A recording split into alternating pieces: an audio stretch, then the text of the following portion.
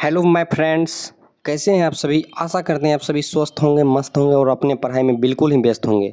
आज हम बात करेंगे महारथी सीरीज़ के डे 6 के बारे में, यानी कि छठा टेस्ट के बारे में। इससे पहले 5 टेस्ट हो गया है। अगर 5 टेस्ट का आप डिस्कशन देखना चाहते हैं तो हमारे यूट्यूब चैनल के प्ले लिस्ट में जाकर उसका डिस्कशन देख लीजिएगा। और हम बात करते हैं कि इस टेस्ट का अगर आप सभी PDF प्राप्त करना चाहते हैं तो PDF के लिए आप सभी हमारे टेलीग्राम चैनल को ज्वाइन करें। हमारा टेलीग्राम चैनल है लर्न विथ चंदन, और टेलीग्राम चैनल का लिंक जो है इसी वीडियो के डिस्क्रिप्शन में आप सभी को मिल जाएगा। तो आप वहां से टेलीग्राम चैनल को ज्वाइन करके हमारे इस टेस्ट का PDF प्राप्त कर सकते हैं। और ये जो सीरीज़ है ये बिहार दरोगा व बिहार पुलिस के लिए महारथी सीरीज़ है, जिसमें 10,000 से अधिक क्वेश्चन कराने का वादा किया गया है। तो चलिए देर न करते हुए हम आज की टेस्ट की शुरुआत करते हैं। आज के टेस्ट का पहला नंबर क्वेश्चन है। 1 नंबर क्वेश्चन हमारा कह रहा है चौरी चौरा किस जनपद में स्थित है। तो दोस्तों आपको बता दें कि चौरी चौरा जो वो जनपद स्थित है ये उत्तर प्रदेश के गोरखपुर में स्थित है। कहाँ है? गोरखपुर में। नेक्स्ट क्वेश्चन हमारा है 2 नंबर, नील आंदोलन का जमकर समर्थन करने वाले हिंदू पैट्रियाट के संपादक कौन थे। यानी कि एक हिंदू पैट्रियाट एक पत्रिका थी, उसका संपादक पूछ रहा है जो नील आंदोलन का समर्थन किया था। तो इसका जो संपादक थे वो थे हरिश्चंद्र मुखर्जी। चलिए नेक्स्ट क्वेश्चन देखते हैं हम आगे। अगला क्वेश्चन है हमारा 3 नंबर हमारा कह रहा है शिक्षा में सुधार हेतु ब्रिटिश सरकार ने सैडलर विश्वविद्यालय कब नियुक्त किया। तो सैडलर विश्वविद्यालय जो है वर्ष 1917 में नियुक्त किया गया था, वर्ष 1917 में। नेक्स्ट क्वेश्चन हम देखते हैं 4 नंबर, लॉर्ड कॉर्नवालिस की कब्र कहाँ स्थित है। तो दोस्तों आप सभी को बता दें कि लॉर्ड कॉर्नवालिस का जो कब्र स्थित है ये आपका गाजीपुर में स्थित है। कहाँ स्थित है? गाजीपुर में स्थित है, गाजीपुर। अगला क्वेश्चन नेक्स्ट हम देखते हैं 5 नंबर हमारा। 5 नंबर कह रहा है निम्नलिखित में से किसने कहा था ईश्वर की इच्छा थी कि मैं सब धर्मों को एक निगाह से देखूं, इसलिए उसने दूसरी आंख की रोशनी ले ली। यानी कि वो दूसरी आंख से अंधा था। तो ये कौन था? 5 का राइट आंसर हो जाएगा आपका महाराजा रंजीत सिंह। नेक्स्ट क्वेश्चन देखते हैं 6 नंबर हमारा। 6 नंबर कह रहा है दार उल उलूम की स्थापना की, यानी कि किसने की थी दार उल उलूम की स्थापना। 6 का राइट आंसर हो जाएगा मोहम्मद कासिम ननोतवी ने। आप सभी को सारे क्वेश्चन VVI मिलेंगे, वेरी इंपॉर्टेंट क्वेश्चन, और सारे क्वेश्चन किसी न किसी एग्जाम में पूछे हुए मिलेंगे। GK GS के लिए इतना कर लीजिए, ये काफ़ी है। नेक्स्ट क्वेश्चन है हमारा निम्न में से कौन शाहजहां के शासनकाल का राज्य कवि था।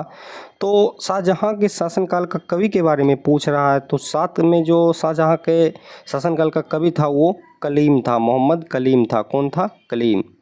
नेक्स्ट क्वेश्चन देखते हैं अगला। 8 नंबर कह रहा है शेख निजामुद्दीन औलिया की दरगाह स्थित है। यानी कि शेख निजामुद्दीन औलिया का दरगाह कहाँ में स्थित है। तो 4 शहर का नाम है, तो उसमें से जो शेख निजामुद्दीन औलिया की दरगाह स्थित है वो दिल्ली में स्थित है। कहाँ स्थित है? दिल्ली में स्थित है। इस प्रकार हमारा C नंबर सही हो जाएगा। नेक्स्ट 9 नंबर हमारा क्वेश्चन है पाल वंश का संस्थापक कौन था।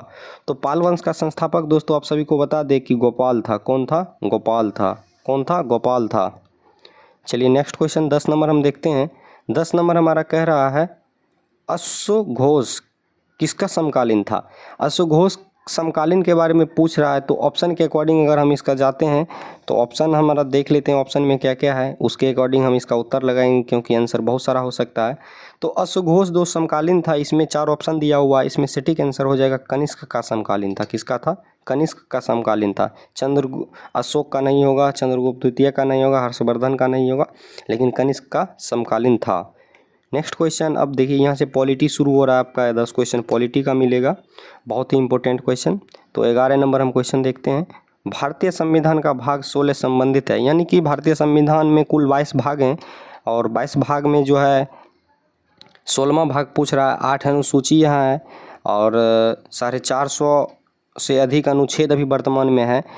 तो 11 नंबर का जो राइट आंसर हो जाएगा भाग 22 में क्या है। तो इसमें जो है कुछ वर्गों के लिए विशेष उपबंध की चर्चा किया गया है। नेक्स्ट क्वेश्चन 12 नंबर हम देखते हैं। 12 नंबर हमारा है भारत के संविधान की उद्देशिका में कितने प्रकार के न्याय की व्यवस्था की गई है? तो भारतीय संविधान के उद्देशिका यानी कि प्रस्तावना में, प्रियम्बल में कुल 3 प्रकार की न्याय की चर्चा की गई है, जिसमें है सामाजिक, आर्थिक और राजनीतिक न्याय। सामाजिक, आर्थिक और राजनीतिक न्याय। नेक्स्ट क्वेश्चन देखते हैं हम 13 नंबर कह रहा है, भारत के संविधान का कौन सा अनुच्छेद अपनी पसंद के व्यक्ति से विवाह करने के किसी व्यक्ति के अधिकार को संरक्षण देता है? तो अपने मनपसंद से आप शादी कर सकते हैं, ये किस अनुच्छेद में वर्णित है? तो ये अनुच्छेद 21 में वर्णित है, अनुच्छेद 21 में। नेक्स्ट क्वेश्चन हम देखते हैं 14 नंबर हमारा। 14 नंबर है, भारतीय संविधान के भाग 4 में दिए गए निर्देशित सिद्धांतों में से निम्न में से कौन सा सूचीबद्ध है, यानी कि कौन उसमें सम्मिलित है? भाग 4 में आप सभी को बता दें, सबसे पहले डीपीएसपी की चर्चा किया गया है, राज्य के नीति निर्देशक तत्व, directive principles of state policy. इसमें यह जो है अनुच्छेद 36 से लेकर 51 तक वर्णित है। अब इसमें इसका हम कूट पढ़ते हैं कि कौन सा कूट इसमें सम्मिलित है। पहला कह रहा है समान कार्य के लिए समान वेतन, जी हाँ ये सम्मिलित है आपका। 2 में है समान नागरिक संहिता, सिविल संहिता, जी हाँ ये भी है, सिविल कोड भी उसमें सम्मिलित है। छोटे परिवार का मानदंड, जी हाँ ये भी इसमें सम्मिलित है। प्राथमिक स्तर पर मातृभाषा में शिक्षा, तो 14 में जो ये जो कहा गया है इसमें प्राथमिक स्तर पर मातृभाषा में शिक्षा, ई नहीं शामिल है। और सॉरी छोटे परिवार का जो मानदंड है ये डीपीएसपी में नहीं शामिल है, ये डीपीएसपी में नहीं शामिल है बल्कि हमारे कर्तव्य में शामिल है। तो ये 3 भी हमारा गलत हो जाएगा। इसका जो राइट आंसर हो जाएगा 14 का 1 और 2, 1 और 2, 1 और 2, ये छोटे परिवार का मानदंड ये हमारा नहीं होगा। चलिए नेक्स्ट क्वेश्चन हम देखते हैं 15 नंबर। 15 नंबर हमारा क्वेश्चन कह रहा है, निम्नलिखित में से भारत के कौन से प्रधानमंत्री ने बजट पेश नहीं किया? तो भारत का ऐसा कौन सा प्रधानमंत्री था जो कभी बजट पेश नहीं किया था? तो ये एकमात्र प्रधानमंत्री मोरारजी देसाई हुए, मोरारजी देसाई हुए। नेक्स्ट क्वेश्चन है, निम्नलिखित कथनों पर विचार कीजिए। वही कूट दिया गया है और इसमें विचार करने के लिए बोल रहा है। तो पहला है, भारत में संसद के दोनों सदनों की संयुक्त बैठक अनुच्छेद 108 में स्वीकृत है। जी हाँ, आप सभी जानते हैं कि अनुच्छेद 108 के तहत भारत के राष्ट्रपति संयुक्त अधिवेशन की अध्यक्षता करता है, उसे बुला सकता है 108 के तहत, तो ये हमारा सही है। और अब दूसरा कूट है हमारा, लोकसभा तथा राज्यसभा की संयुक्त बैठक वर्ष 1961 में हुई। जी हाँ दोस्तों, सर्वप्रथम जो है और पहली बार और एक ही बार जो है 1961 में जो है 1961 में संयुक्त बैठक किया गया है और इसमें राज्यसभा, लोकसभा, राष्ट्रपति तीनों भाग लिए हैं। और इसका तीसरा कूट हम पढ़ते हैं। तीसरा कूट हमारा क्या है?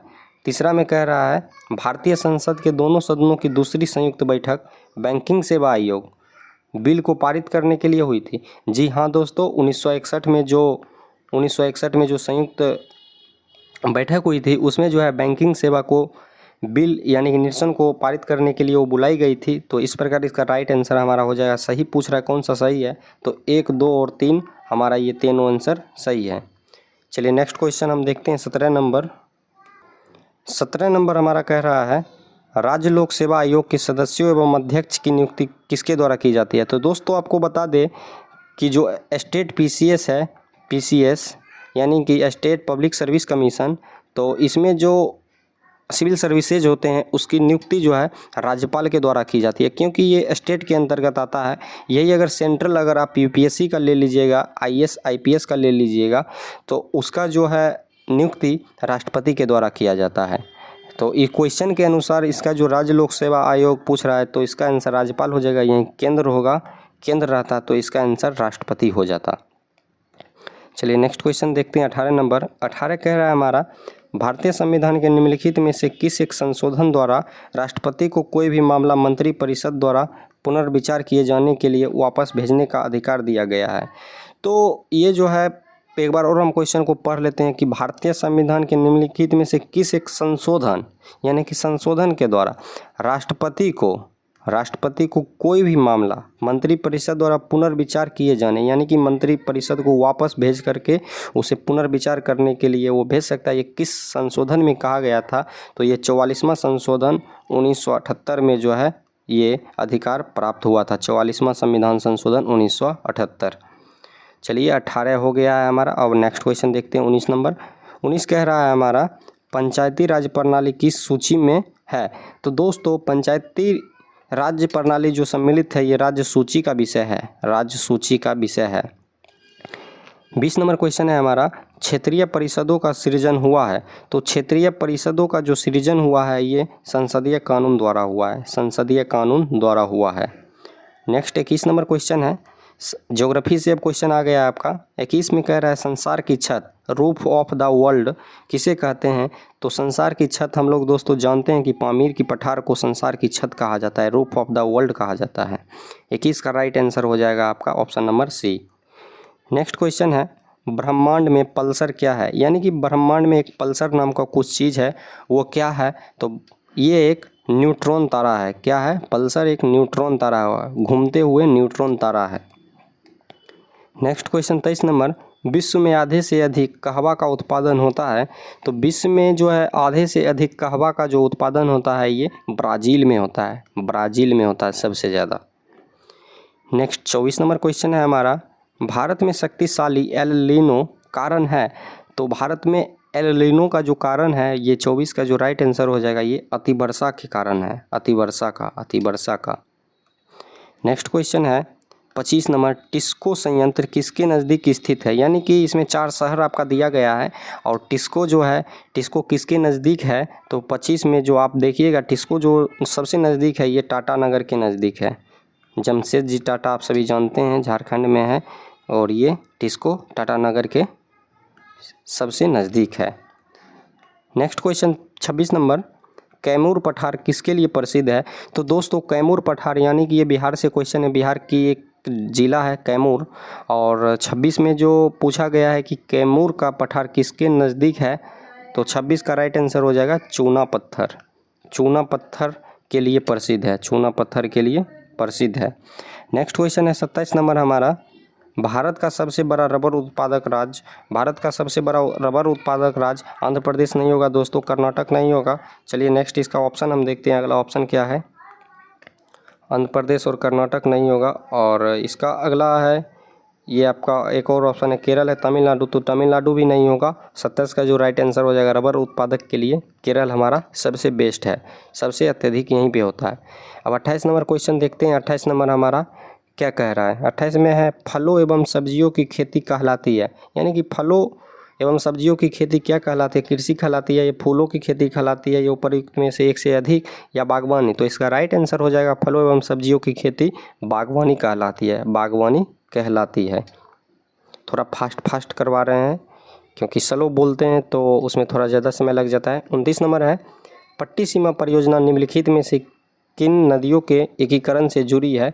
तो पट्टी सीमा परियोजना जो दोस्तों जुड़ी हुई है, 29 का जो राइट आंसर हो जाएगा वो हो जाएगा कृष्णा और गोदावरी नदी से जुड़ी हुई है, कृष्णा और गोदावरी नदी से। नेक्स्ट क्वेश्चन 30 नंबर, निम्नलिखित में से कौन सा एक सबसे सूखा स्थान है। तो सबसे सूखा स्थान दोस्तों देखा जाए तो ऑप्शन के अकॉर्डिंग लेह जो है, लेह लद्दाख लेह सबसे सूखा स्थान है। नेक्स्ट क्वेश्चन है, परछे का पथ होता है, परछे का पथ क्या होता है। तो 31 का जो राइट आंसर हो जाएगा ये परवलय होता है, परवलय होता है। साइंस से आपका क्वेश्चन आ गया है, साइंस पहले आपका फिजिक्स होगा, उसके बाद केमिस्ट्री होगा, उसके बाद बायोलॉजी होगा, इस प्रकार आपको मिलेगा क्वेश्चन। सारे सेगमेंट से मिला करके क्वेश्चन दे रहे हैं हम। अगला क्वेश्चन है हमारा, हवाई जहाज़ से यात्रा करते समय पेन से स्याही निकलने लगती है, क्यों निकलने लगती है, किसके कारण निकलने लगती है।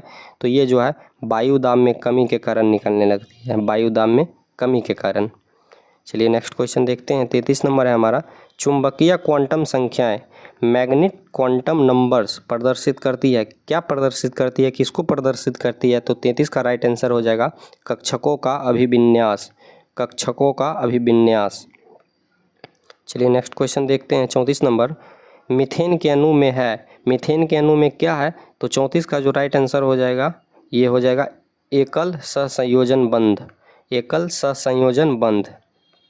नेक्स्ट क्वेश्चन 35 नंबर देखते हैं।